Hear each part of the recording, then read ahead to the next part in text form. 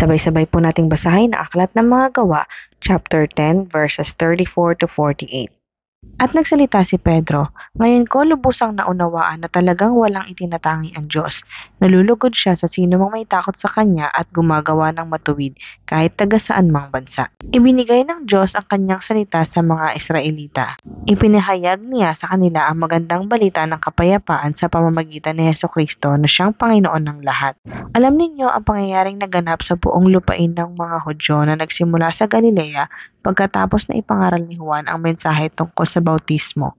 Kilala ninyo si Jesus na taga Nazaret at alam din ninyo kung papaanong pinili siya ng Diyos at kung papaanong pinuspos ng Espiritu Santo at ng kapangyarihan.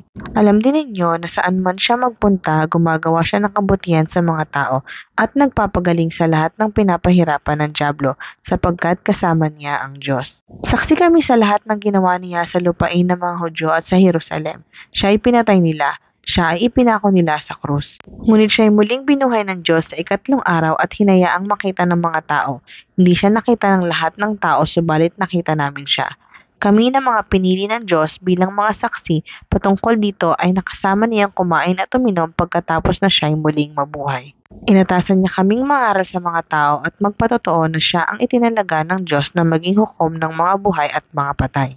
Siya ang tinutukoy ng mga propeta ng kanilang ipahayag na ang bawat sumampalataya sa Kanya ay tatanggap ng kapatawaran sa kanilang mga kasalanan sa pamamagitan ng Kanyang pangalan.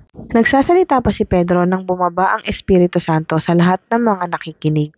Namangha ang mga mananampalatayang Hudyo na kasama ni Pedro sapagkat ang Espiritu Santo ay ipinagkaloob din sa mga hintil.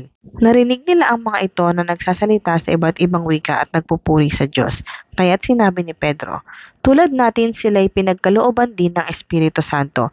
Sino ang makakapagbawal na bautismuhan sila sa tubig?" At inutos niyang bautismuhan sila sa pangalan ni Hesukristo.